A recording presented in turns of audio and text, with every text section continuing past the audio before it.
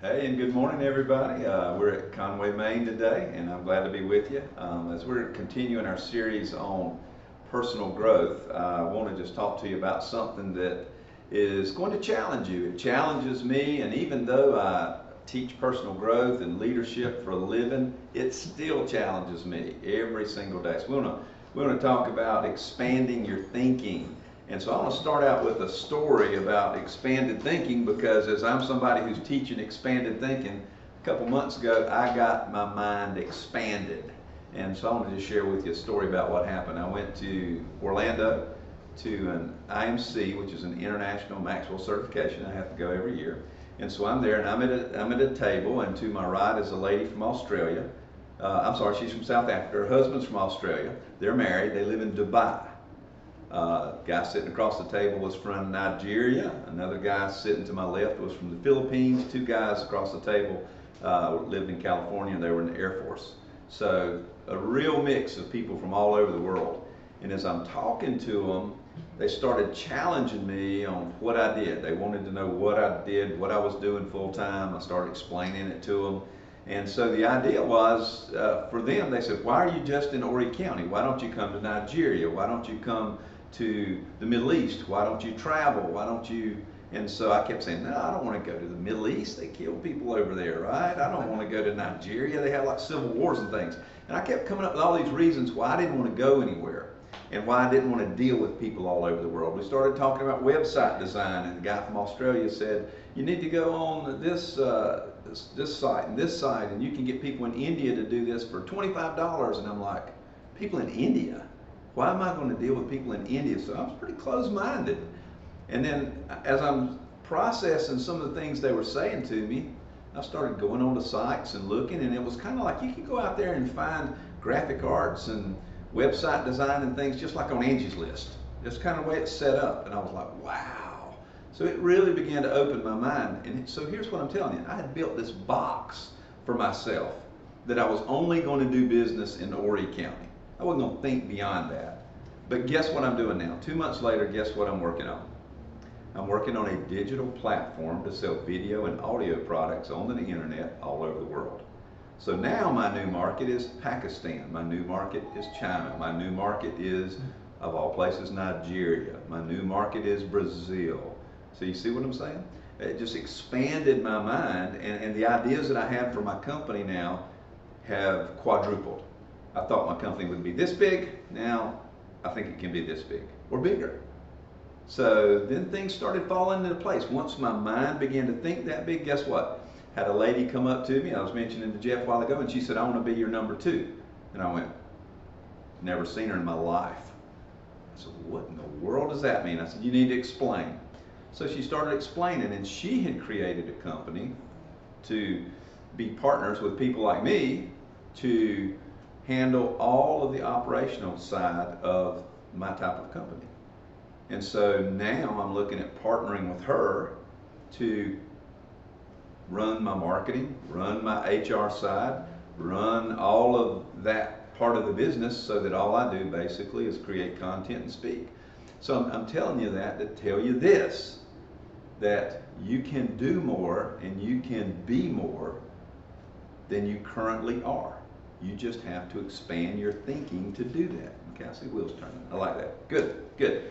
All right, let's do this. Growth always increases your capacity. So just what's happening with me, I've hit a growth mode again. And so what is my capacity doing? I'm thinking bigger, right? It's getting bigger. Here's what a couple of authors here said, Robert Kriegel and Lewis Patler. They said this, we don't have a clue as to what people's limits are. When you think of limits, you create them. So when you think, how good can my marriage be? How successful can I be at Anderson Brothers Bank? How successful can I be in my career? What success can I have as a parent? Here's the thing, we create the limits of how good we can be. That's just like with me. I put a limit, and I hate to say it, I'm up here teaching this for a living, but I put a limit on my own company and was kind of happy about it until somebody challenged my thinking, and now all of a sudden I'm kind of now ashamed of it because I'm like, how dumb was that? But guess what? I did it. Okay, I did it. So expand your thinking. Here's the thing, increase your thinking capacity. Most experts believe we use a very small percentage of our brain and reach only a single-digit percentage of our actual potential. Think about that. There's a lot more out there that we can do. We can get a lot better than where we are. But what do we often settle in doing in our thinking? Yeah, it's programmed thinking. It's what we've been taught to think. We do what we've kind of been taught to do, and we don't color outside the lines very much. And so what that does is it creates what? It creates the highway that we're going to go down, right? Instead of looking at a map 360 degrees, we go in one direction. But it's the way we've been programmed. Jeff had his, I guess it's okay to share this, but he had his challenge thinking in a class that he took with us. And the question that was posed to him that got his wheels turning, how can you add more value to your employer? Is that fair? Is that okay? And that was a challenge. Guess what he did? Then the wheels started turning, just like mine did at IMC. His wheels started turning. Well, how can I add value? I actually think I can. Well, boom, there it is. All right, that's how it happens. So here's the thing. Have you ever thought, what could I have done if I had really tried? I mean, how often times do we do things, but we really don't give it a full effort? We get it done, but we really don't give it full effort. Think about that. How many times, I'm going to go back in time a little bit on you. How many times in school did you write a paper and you did just enough to get by? You really, yeah, all the hands are going up now? Yeah. Let me see hands. Anybody do that by chance? Yeah, okay, everybody did. Yeah, here's the deal. And you get done and you got a grade, and you weren't really happy with the grade, but then you knew immediately, boy, if I'd have just planned a little bit, if I'd have just put a little bit more time, I could have done a lot better on that paper. Instead, it says, the professor said 1,500 words, so you got 1,502 words, right? Or you got 15 or 1,490 and hoped you didn't count, right? So the point being is that, but you really could have probably put 1,800 words in it if you'd have really just, you know what I mean? So that's where things are. Most things you fail at, you fail when you are creating the box. Okay, you fail within the box you create. And so the thing is, listen, if my company didn't reach its potential, why would it fail to reach its potential? It would fail because of the box I created, right? I'm only going to do business in Horry County. Yeah, I put the limits on it. Here's the thing, stop thinking more work. All right, the way my daddy programmed me, he said, son, if you want to get ahead, you got to work hard. And if you want to get further ahead, you do what? You work harder, right? And you just keep working harder. You work more hours, you just grind it out, you just work more. But guess what? That's not a smart thing to do. Working hard is a smart thing to do, but you got to work smart too. Just working hard is not enough. You got to work smart too, because your capacity can increase. Here's the thing, focus your thinking to produce greater effectiveness. Ask yourself these 3 questions. What must I do? What do I have to do? We all do things every day that we really don't have to do. We might think we have to do them, but really start focusing on, do I really have to do this? How can I create more time so I can be more effective in those things? Here's another question. What I should do. There are some things that we should be doing. If I ask you every day, hey, do you guys think that you should be growing a little bit every day? Should there be a little book or something you should read, or a video you watch, or a podcast you listen to? Do you think that would help you if you spent just a few minutes a day? Everybody would probably say, yeah, it probably would help me to do that a little bit. But the question is, do you do it? Okay? So ask yourself the question, what should I do? What should I do? How about this? What is it that you want to do? Say that again? It's Maslow's hierarchy. Yeah, absolutely. And the next question is, what I want to do. What is it that you want to do? I mean, maybe it's something in the company that you want to do. Maybe you want to improve a relationship somewhere. What is it that you want to do? And if you can answer that question, then you need to pursue what it is. If there's something else you want to do in the company, does anybody know? Maybe you have a particular gift and talent that you're really good at. And you can add value to the company with that gift or talent, but you're sitting there like this.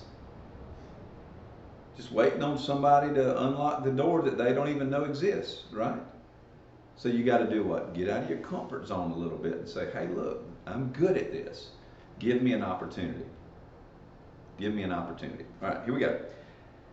Ask this, how can I rather than can I? That's a mindset change. The problem most people have is we think we can't. We limit ourselves. We think we can't do it. But the thing is that if you really want to do it, and it's really something you're passionate about doing, then chances are you probably can do it if you really put yourself out there to do it. Now, there's certain things that are kind of not realistic, right? I mean, you obviously understand I can't play in the NBA, right? That's not going to work. All right, Murphy, how do you hit a 9-iron? Pretty good. Not as good as right over there. Yeah, okay. Can you play in the PGA? No. You might. Okay. Yeah, the answers are no, right? Yeah, there are things that we just, at this point in life, they're just things I can't do and things you can't do. But guess what? There are things that I can do. And so what I have to understand is what I'm really passionate about doing, am I going to do? I'll give you a good example. I did some coaching for a shooting team last night. But it reminded me that I didn't really want to put the time and effort in to be a national level shooter. I could have. It was something I probably could have done. But when I looked at it, I asked myself the question, am I passionate, so passionate that I'm willing to put the time and the money into it to become that good to compete at a national level or not? And then the answer was, I don't want to do it. It wasn't worth the price. But there's some things I do want to do that I am passionate about, that I'm willing to put in that time and that effort. So make sure that you're thinking in those terms. Okay, most people never overcome the odds because they never challenge them. Never challenge them. For whatever reason, they just get locked in place. My marriage can never get better than this. This is as good as it gets. Right? I can't do anything different at work. This is all I can ever do. Does that make sense? A lot of people get into that mindset, but listen, you aren't doing your employer any good when you do that. Listen, if you're just going through the grind and you're just kind of average at what you do, are you really helping people? Are you really giving the most value to your company? Think about this. If I were to ask you, do you think you're realistically average at what you do? Don't answer, but how does that ring with you? Am I average at what I do? Or could I do better? Or even at Anderson Brothers, how could you add more value to Anderson Brothers? If I ask you that question, and I don't know what's going on in your mind right now, but is that resonating with you? Are you thinking, you know what, I'm probably just putting in an average effort? Or are you sitting there thinking, you know what, there's some things I could do that would really just make me happy, and I think I could do something really great here. I mean, what's turning in your mind? I hope it's not average. I was speaking at a hospital yesterday, and as I'm talking to them, I said, listen, I hope none of you guys are average, right? I don't want to go to ER and get an average person to take care of me. I don't want to be laying on the surgery table and have an average nurse, right? I don't want to have an average anesthesiologist put me to sleep. And I sure don't want an average guy cutting on me, right? Or average lady cutting on me. If you think you're average, you could leave the room now. That was kind of the speech I gave. You know, you can go ahead and exit now. There's the door. I don't want you working on me, right? But listen, that's the same way with us. If I'm a customer, I don't want an average banker, right? I don't want an average person dealing with me when I'm trusting you with my money and trusting you with my finances. I mean, I want exceptional people. But the thing is, if you don't expand your mind, you fall right in the pile of what? Average, right? The pile of average. Here we go. So believe you can and persevere. Here's a fact. Everything looks like a failure in the middle. You ever thought about that? A rocket's off course about 90% of the time on the way to the moon. It's constantly calculating and correcting. Okay? Think about this. The middle of surgery doesn't look very successful, does it? Even on TV, it doesn't look very successful.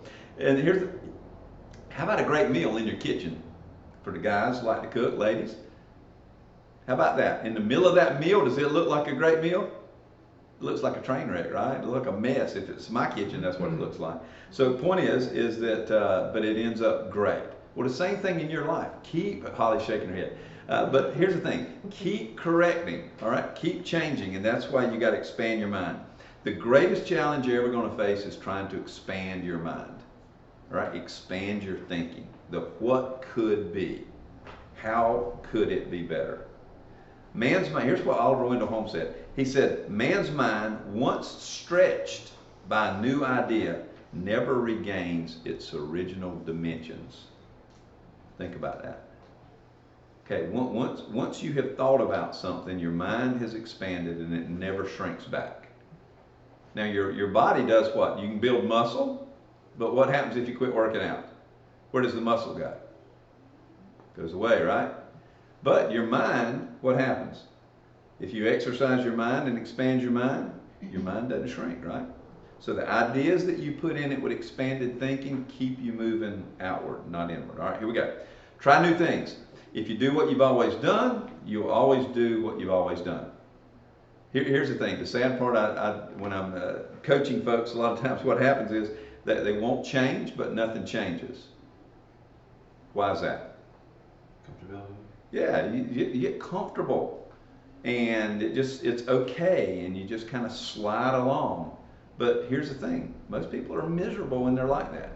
You know, they just settle and they just kind of go through life on cruise control. And then they have deep regrets one day because they look back and think, what could have been, right? What could have been. Here we go. The purpose of the apple tree is to grow a little new wood each year, every year. That is what I plan to do. That's some guy named Longfellow. I think he might have been a writer, Harriet. I'm not sure. But anyway, point being is that should be our goal. Grow a little bit every year. Can you imagine if you just set aside a few minutes every day to just expand your mind? Whatever that is that through a book or through videos or whatever that is, coaching, whatever that is, a little bit every day. What happens in 10 years? If you keep getting pushed every day, what happens in 10 years? You think your world will be different? Absolutely, it would be.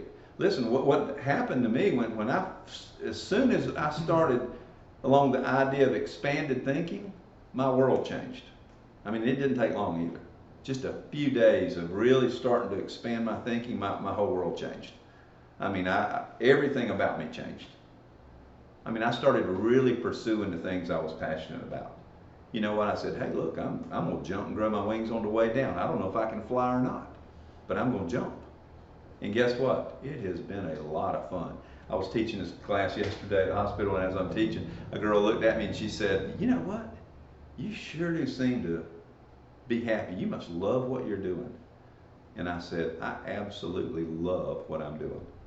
But guess what? Had I not jumped, I would have continued to do what I'd always done, right? Think about that. All right, here we go. Daily growth is necessary for personal expansion. You have got to do something every single day. Listen, is it important to you? That's the question you have to ask yourself. Is it important to me that I grow a little bit every day personally? And if it is, then ask yourself, what am I doing about it? You know, if you read one book a year, that's good, but is it good enough? Think about this. What if you only, let's use, how many of you like to exercise? Good for you. I don't like to exercise. But I've noticed this. If I'll just ride my bike a couple of times a week, if I'll just do a few sit-ups, just do a few push-ups, just a little bit, I'm not nothing big. But if I spend about 5 minutes a day just doing a few little things, and a few minutes a week riding my bicycle, guess what? You think that's helping me any? Sure. Absolutely, it is. Now, am I in great physical shape? Absolutely not. But a little bit's better than none. Same thing in personal growth. You might not be diving in an hour a day, you know, really just tearing up that box that you built and you know, thinking on incredibly crazy new levels. But if you'll just do it a little bit every day, you're going to be further along than you would if you didn't do it. Does that make sense to everybody? Okay. All right, here we go. Give yourself an effectiveness audit. And the question is, how effective am I at my job, as a spouse, as a parent, as a friend, as a person? How effective am I? Am I as effective as I want to be? Am I as effective as a husband? How effective am I? Am I effective as a trainer or speaker? How effective am I? You got to ask yourself those questions. And when you do that, you may find that you do have room to improve. We always will. But if you're not giving yourself that audit, what do? You just kind of accept where things are. So think about that. Give yourself an audit. Do the important things every day. And listen, investing in yourself is one of those important things. I mean, but now listen, if you don't think it's important, you're not going to. Do you think eating's important? It's pretty high on my list. Y'all can tell. 220s, it was pretty high on my list, right? But it's high on your list too. But let me just ask you this. Why wouldn't improving yourself be just as important? Think about that. If you put the time and effort into improving yourself that you do in figuring out what you're going to eat, right? Guess what changes for you? Think anything would change in your life? Yeah. Absolutely. All right, so here we go. Some questions, and I'm going to finish up here. If I am to improve tomorrow, what do I change today? All right? It's got to change today in order for it to change tomorrow. Wouldn't you agree?